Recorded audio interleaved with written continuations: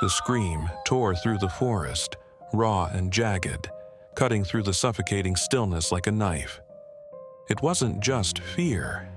It was something primal, desperate, the kind of sound that left a mark on your soul. "Sarah!" Josh yelled, his voice cracking as he ran toward the sound. The rest of us stood frozen, the trees pressing in around us like a living wall. I wanted to call out, to tell him to stop, but my throat felt locked, the words trapped behind a rising tide of panic. My eyes darted toward Nate, hoping for some kind of plan, but he was pale and trembling, his hand clutching the knife he'd pulled from his pack. Then we heard it again. "Help me!" The voice was faint, fractured, but unmistakably Sarah's. It came from somewhere deep in the forest, where the shadows swallowed everything. But something was wrong. "That's not her," Nate whispered, his voice barely audible. Josh didn't stop. He disappeared into the dark, the underbrush snapping and crunching in his wake. I took a step forward, every instinct screaming at me to stay put. "Josh, wait!" The forest didn't answer, but something else did. A low, guttural growl rumbled through the trees, followed by a wet, tearing sound that made my stomach turn. And then silence. A heavy, suffocating silence that wrapped around us like a shroud. 3 hours earlier, we hadn't even known the side trail existed. We were laughing, carefree, our biggest concern being whether we'd brought enough water for the loop. The forest felt alive in the way that forests do. Birds chirping, leaves rustling, sunlight filtering through the canopy in golden streams. Josh spotted the trail first. It wasn't really a trail, more like a faint gap between the trees. The undergrowth trampled just enough to suggest that someone, or something, had passed through recently. "Shortcut," he said, grinning as he gestured toward it. "This'll get us back to the car faster." I hesitated, staring into the shadowy thicket. Something about it felt wrong, though I couldn't explain why. The others didn't share my unease. "Come on," Sarah said, brushing past me with her phone in hand, already snapping pictures of the moss-covered trees. What's the worst that could happen? Looking back, I wish I'd stopped them. I wish I'd turned around and taken the main trail back to safety, but instead, I followed, my gut twisting as we stepped into the unknown. It didn't take long for the forest to change. "It'll shave an hour off the loop," Josh said, peering into the shadowy thicket. "Trust me." "We're not supposed to leave the main trail," I countered, though my voice lacked conviction. Something about the path felt wrong. It wasn't overgrown exactly, but it didn't look like anyone had used it in a while either. By the time I decided to protest, the others were already moving. Even quiet Nate, who usually sided with me, gave me a shrug and trudged after them. I hesitated, standing there alone, staring into the trees. There was an odd stillness to them, a silence that felt too thick for a forest in late afternoon.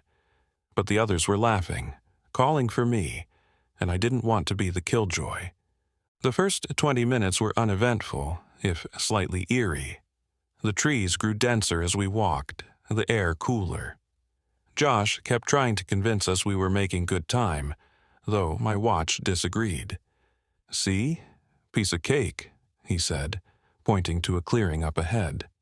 "We're probably almost—" He stopped mid-sentence. I followed his gaze, frowning. The clearing wasn't a clearing at all. It was a strange depression in the ground, as if something heavy had lain there recently. The grass was flattened in concentric rings, with jagged claw-like tears in the earth. "Bear, maybe?"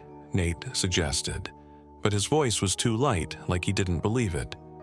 Josh laughed nervously. "Yeah, probably just a bear." We skirted the edge of the depression, none of us willing to step closer. A few minutes later, the forest began to feel wrong. I couldn't put my finger on it at first. The trees all looked the same, Their trunks oddly uniform, and the trail, if you could still call it that, seemed to shift subtly underfoot. And then the smell hit us. It was faint at first, a metallic tang that made my stomach churn. Sarah gagged. "Ugh, what is that?" The smell grew stronger as we pressed on, even though the others pretended not to notice. I could feel it clawing at the back of my throat, thick and coppery, like rust and rotting meat. That's when I heard it. A sharp crack, like a branch snapping somewhere to our left. "Did you hear that?" I whispered. My voice sounded too loud in the stillness. Josh shook his head. "It's probably just an animal." But Sarah grabbed my arm, her fingers digging in. "No, that didn't sound right," she hissed. Her face was pale, her eyes wide. We froze, listening. The silence was oppressive now, pressing in on all sides. Then came another sound, closer this time. A low, guttural noise that sent shivers racing down my spine. It wasn't a growl, it wasn't anything I could recognize.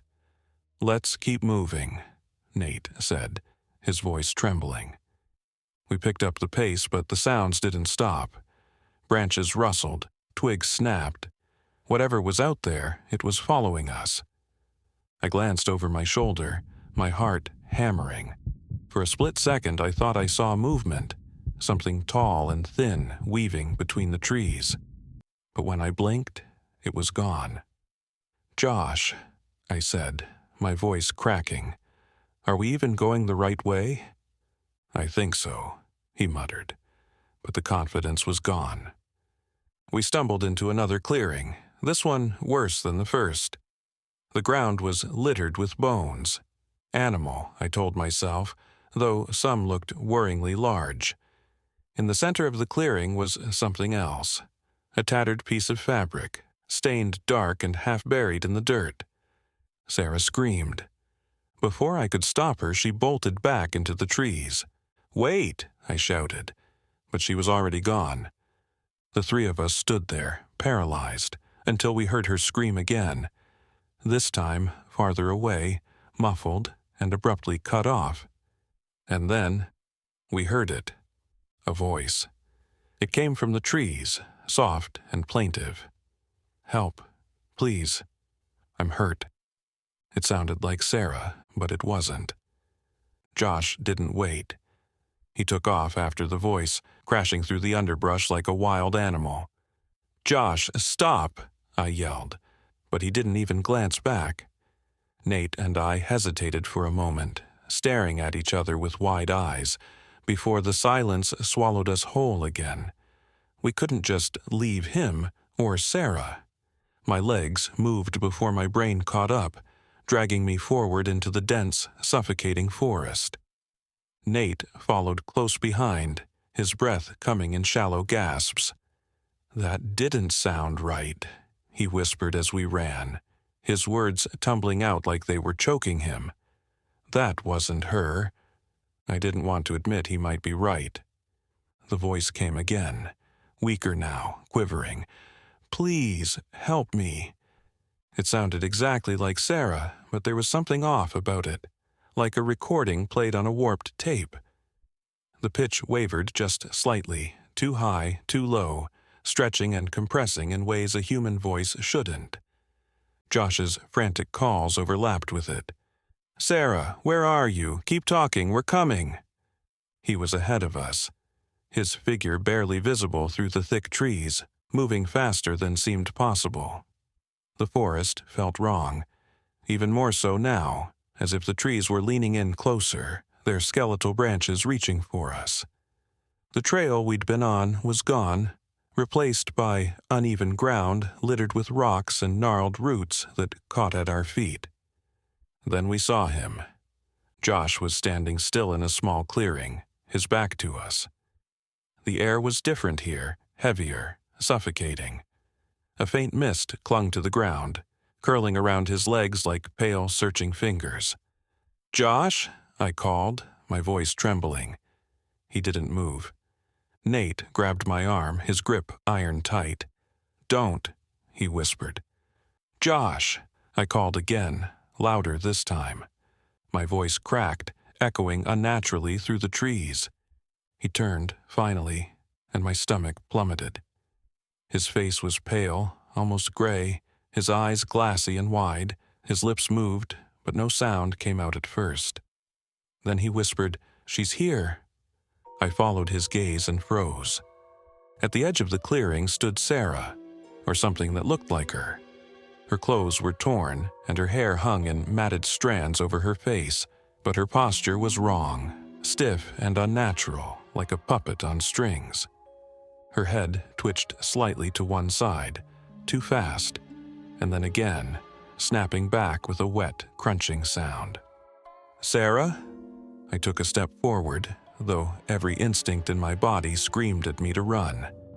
"Help me," she said, her voice thin and broken, but her lips didn't move. Josh took a step toward her. "It's okay, we're here," he said, his voice trembling. "No," Nate barked, pulling me back. "That's not her. Look at her feet." I looked down and felt my blood run cold. Her feet weren't touching the ground. Josh didn't seem to notice or didn't care. He kept moving forward, drawn to her like a moth to a flame. "Josh, stop!" I shouted, but it was too late. She moved suddenly, impossibly fast, closing the distance between them in a single, fluid motion. Her head snapped to the side again, and I caught a glimpse of something glinting in the dim light, teeth, sharp and jagged, far too large for her mouth. Josh screamed. It was a sound I'll never forget, raw and primal, filled with a terror that didn't belong in this world.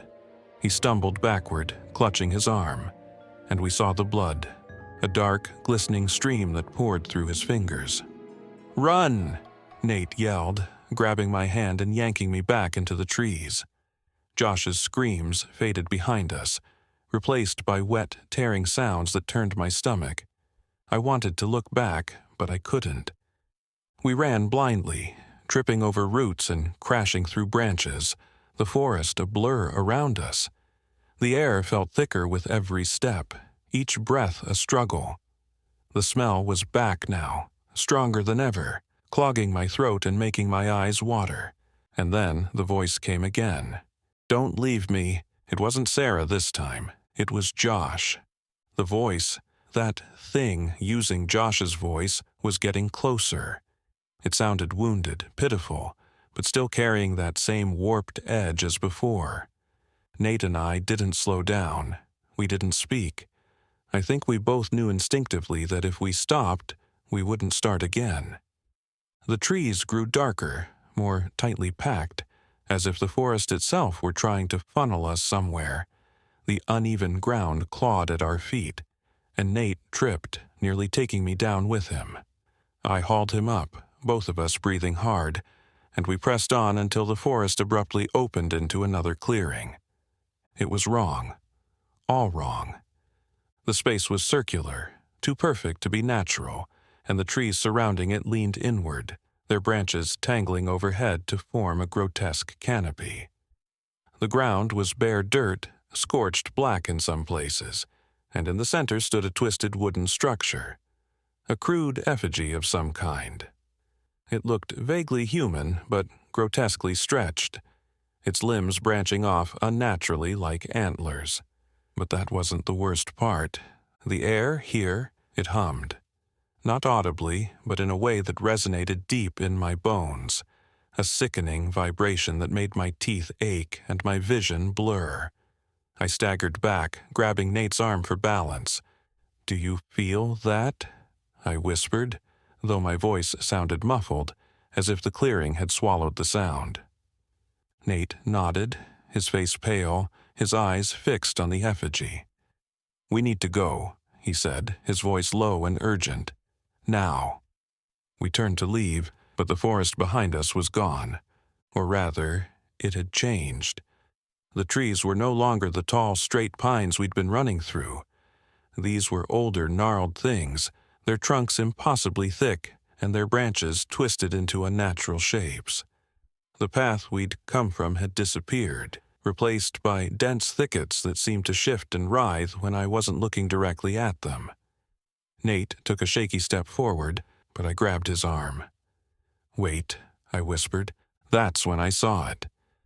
Between the trees, just at the edge of the clearing, something was watching us. It was barely visible, a shadow darker than the surrounding darkness, but its eyes burned like embers, glowing faintly in the dim light. They didn't blink. I squeezed Nate's arm, my nails digging into his skin. "Do you see?" "Yeah," he cut me off, his voice trembling. "I see it." We both stood frozen, unable to move, as the thing shifted slightly, its shape becoming more defined. It was tall, impossibly tall, its limbs unnaturally long and angular. It didn't move like a person, it flowed, its joints bending in ways that made my stomach churn. The humming in the air grew louder, sharper, like it was coming from the creature itself. My vision blurred, and I felt a sudden intense pressure in my head, like my skull was being squeezed. Nate let out a choked sound and stumbled back, clutching his temples. The creature stepped closer, its movements slow and deliberate, and that's when I noticed it. It was holding something, a scrap of fabric, torn and blood-stained. Sarah's jacket. I felt bile rise in my throat, but I couldn't look away. The creature raised its free hand and pointed at us, long, spindly fingers that ended in claws, and the humming stopped. The silence was deafening, and then, from deep within the forest, we heard it. A low, guttural call, like a distorted imitation of a wolf's howl. "Run," Nate whispered, his voice barely audible. We bolted, diving into the twisted forest without any sense of direction. The air was thick and heavy, each breath a struggle, but we didn't stop. The forest seemed alive, branches reaching for us, roots rising to trip us. The howls grew louder, echoing from all sides now, and I realized with dawning horror that they weren't coming from just one creature. There were more. Every shadow seemed to move, every sound twisted into something unnatural. Nate grabbed my hand, pulling me forward as I stumbled over a root, and we burst through another thicket into an open space. This time, it wasn't a clearing. It was the edge of a ravine, a sheer drop into blackness that seemed to go on forever. We skidded to a stop, teetering dangerously close to the edge. "Now what?" I gasped, looking frantically for another way out, but the forest was closing in behind us. The howls growing louder, closer. Nate turned to me, his face pale but determined. "We fight it," he said, pulling a hunting knife from his pack. I hadn't even known he had it. "Fight what?" I demanded, panic bubbling over. "We don't even know what it is." He didn't answer. His eyes were fixed on the forest, and that's when I saw them. Dozens of glowing eyes, moving through the trees, too many to count. The creatures were closing in, their distorted shapes weaving between the trunks like smoke. And then, from somewhere deep inside me, something shifted. A strange clarity settled over me, cold and sharp. I picked up a heavy branch from the ground, my hands trembling but steady enough to hold it. If this was the end, we weren't going down without a fight. Nate's knuckles were white as he gripped the knife, his breath coming fast and shallow. I held the branch in front of me like it could actually do something against whatever this was. The glowing eyes moved closer, their light reflecting off something slick and wet. The creatures, if you could even call them that, emerged from the shadows, revealing themselves in the dim, unnatural glow of the ravine's edge. They weren't uniform in shape. Some were tall and impossibly thin, their elongated limbs ending in razor-sharp claws. Others were smaller, hunched, their backs bristling with spines that jutted out at grotesque angles. Their skin, or whatever passed for skin, was mottled and raw, as if it had been flayed and poorly stitched back together. Worst of all were their faces, or lack thereof. What should have been features were hollow indentations, smeared shadows, or pulsing masses of flesh. The humming sound returned, louder than ever, vibrating through the ground and into my chest. It wasn't just noise, it was pressure, burrowing into my skull and making my vision warp. My grip on the branch faltered, my arms trembling as if the sound was sapping my strength. Nate took a step forward, raising the knife. His voice was a hoarse whisper. "Stay back." The nearest creature tilted its head, as if curious, then opened its mouth. There was no sound, but I could feel it, a palpable wave of dread washing over me. Its mouth was a yawning chasm of jagged teeth, shifting and rearranging themselves like something alive. Another one moved forward, faster than I could follow, its spindly limbs scuttling like a spider's. It lunged at Nate, and he swung the knife wildly, catching it across the torso. A thick, black ichor sprayed from the wound, hitting the ground with a hiss and filling the air with the stench of burning hair. The creature shrieked, an ear-piercing, unnatural sound that didn't stop when it should have. The others responded, their guttural cries merging into a deafening cacophony. "Run!" I shouted, grabbing Nate's arm and pulling him back from the advancing swarm. But there was nowhere to run. Behind us was the sheer drop of the ravine, and the creatures were closing in on every side. My mind raced, every instinct screaming at me to do something, but what could I do? The humming grew sharper, more invasive, until I thought my skull might crack under the pressure.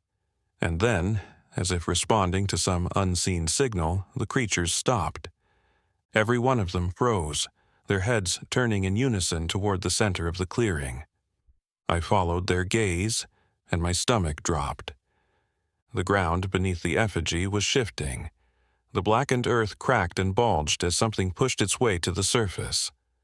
Long, spindly fingers, no, roots, broke through the soil, writhing like they were alive. The effigy itself began to twist and contort, its wooden limbs splintering as something massive and wrong forced its way out from within. It wasn't just one creature, it was all of them.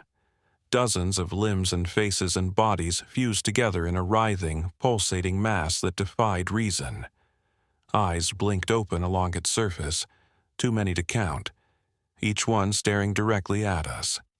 The air grew colder, the pressure more intense, as if the thing was sucking the life out of the forest itself. The creatures around us began to kneel, their twisted forms bowing toward the abomination in reverence. I wanted to scream, to run, to do anything, but my legs were locked in place, my body paralyzed by the sheer wrongness of what I was seeing. Nate grabbed my arm, his voice barely audible over the sound of the humming and the shifting earth. "We have to jump." "What?" I turned to him, my voice shaking. "Are you insane?" He pointed to the ravine. "It's either that or this." The thing in the clearing let out a deep, resonant growl that vibrated through my bones. One of its massive, root-like limbs reached toward us, stretching impossibly far. I didn't think. I couldn't. I grabbed Nate's hand, and together we leapt into the darkness. For a moment there was nothing but the rush of air and the pounding of my heart. Then we hit water, icy, bone-chilling water that knocked the breath from my lungs. The current was strong, dragging us along like rag dolls. I fought to the surface, gasping for air, and caught a glimpse of Nate ahead of me, struggling to keep his head above the water. The ravine walls were high, the trees above a jagged silhouette against the faint light of the moon. The creatures didn't follow. Whatever horror we'd left behind seemed bound to the forest, unwilling or unable to chase us into the depths. We floated for what felt like hours before the current slowed, depositing us onto a rocky shore. I crawled onto the slick stones, coughing and shivering, and collapsed beside Nate. For a long time, neither of us spoke. Finally, he broke the silence. What the hell was that? I shook my head, unable to answer. The memory of the thing in the clearing, the way it moved, the way it looked at us, was burned into my mind. But worse than that was the feeling, the certainty that it wasn't over. We'd escaped the forest, but something told me we hadn't left it behind. Not entirely. The forest may be behind us, but I'm not sure we truly escaped. If this story left you looking over your shoulder, make sure to like the video, subscribe, and hit the notification bell. There are more dark paths waiting to be explored, and you won't want to take them alone. I'll see you in the next one.